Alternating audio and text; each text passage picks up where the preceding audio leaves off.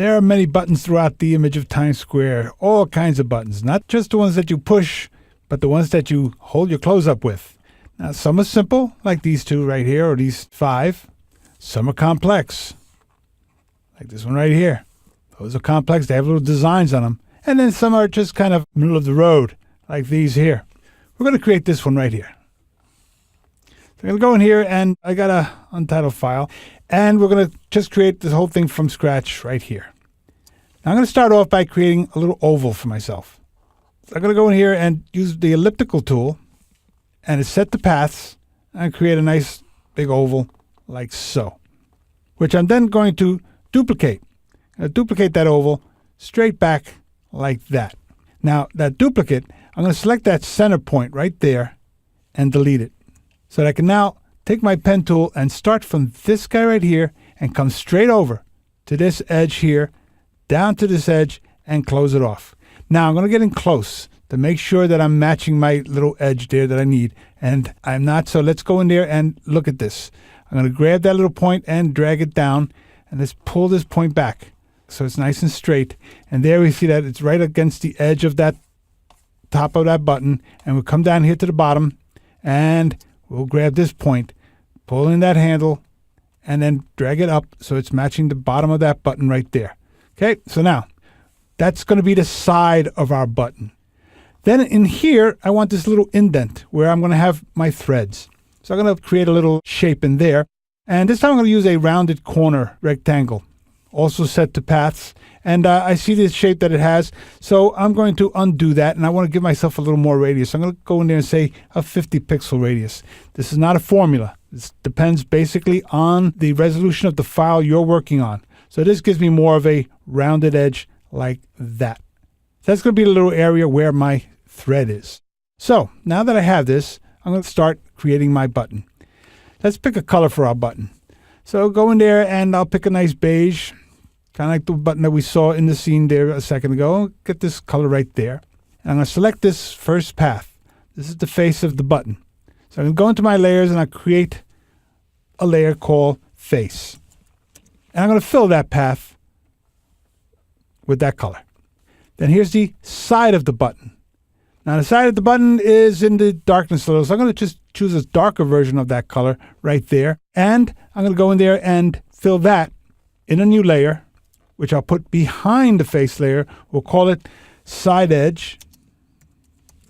And I'll go in there and then fill that path in that layer with that color. Then we have this little indent guy.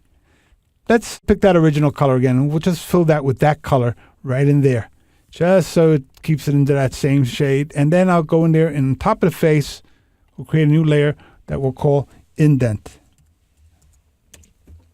And fill that path with that color. So now we have all the basic tones that we want. So now we're going to go in here and start giving this a little dimension. So we're going to go into the layers, and in the side edge here, what I'm going to do to that, I'm going to take my burn tool, which I get a really big brush, and I'm just going to go in here and start darkening this bottom part and darken the top just a little darkening right in there. And with my dodge tool, I'm going to just make it small and throw a little highlight right through there, just like that, little highlight on the edge of the button. Then on the face, I'm going to do some stuff, but first, let's do something with the indent. I'm going to go into the indent, give it a layer style. Let's move this out here so we can see it. Now we have this light coming from over here somewhere, from up here, right? So on that indent, I'm going to give it a bevel and emboss, which I have the light coming from that direction right there. Now we see that the highlight's up here. We want to create the illusion that it's over here because this is indented, not coming out. So I'm going to make believe it's coming from that side. I'm going to increase the size so I get this nice light edge like that. And I'm going to lighten up the dark. I don't want that shadow to be so dark. I'm going to lighten that up quite a bit.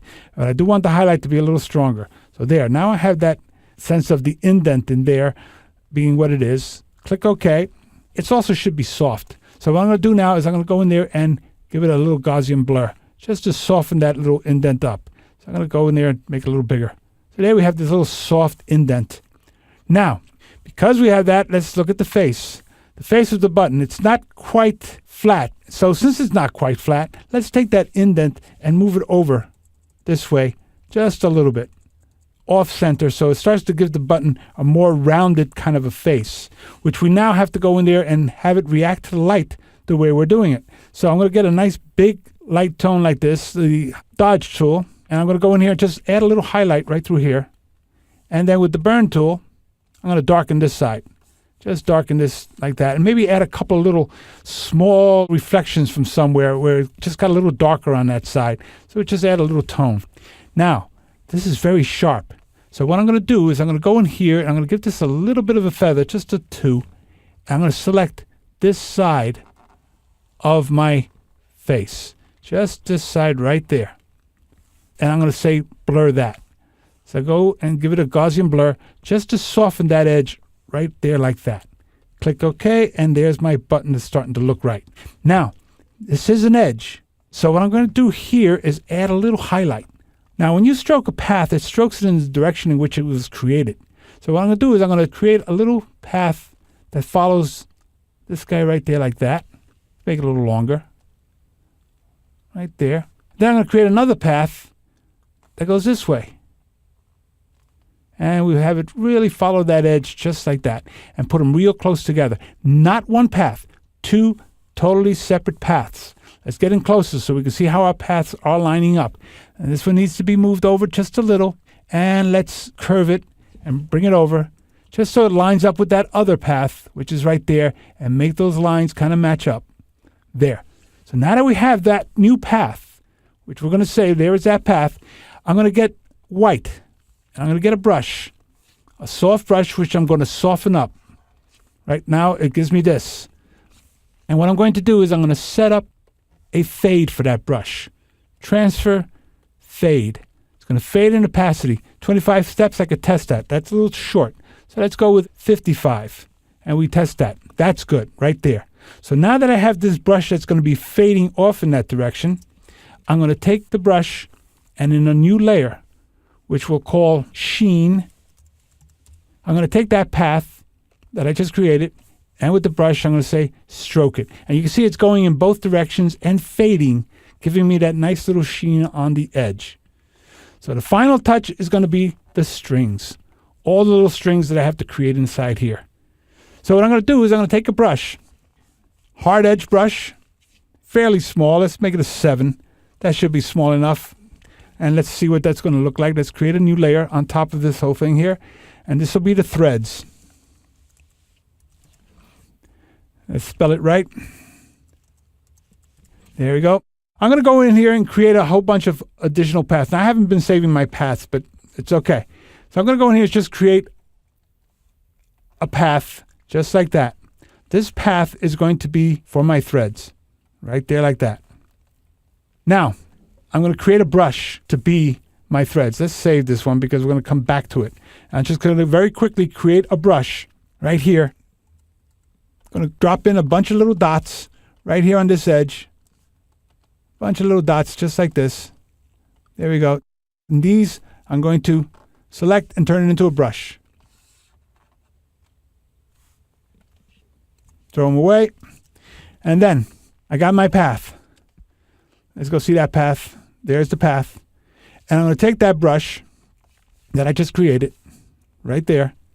And I'm going to play with that brush by bringing down its spacing all the way down. So now I can see what it's going to look like. It's going to look just like that. So I'm going to pick some colors. So I'm going to get a little gray. And in a layer for those threads, I'm going to take that path and stroke it. I created those. Now, I'm going to take that path and move it ever so slightly over. Just going to move it down like this and close it up just a little like that. Get a darker tone. And stroke it again. I'm going to move it again just a little bit. Close it up. And get another gray like that. And stroke it again. So you can see I'm starting to get all these little threads in between. I get one last one, which I'm going to get a much lighter gray, and stroke it one more time. So I got all these nice little threads in between. Now, once I've got this, I can at some point go in there and start to darken these. So I'll go in there and just darken these edges right through here, like so. And then I'm going to take my layers and I'm going to look at my indent right there. I'm going to add a little darkness underneath the threads where they're casting a little shadow right under there, like that. And then, if I want to have the little holes where those threads are going into, I can go into the indent, create a layer on top, and just draw a little circle right inside there, which I could fill with any color I want, which in this case I'm going to pick this really dark tone from down here. And above the indent, I'm just going to fill that with that color. Drag that down below. So I have 2 of them. And I can go in there and very quickly just turn those into a selection and inverse that selection. So I could take my threads and just erase that little part that's outside of the area of the little holes. And there we can see that we have the little threads going into the button, and we have a very realistic looking button.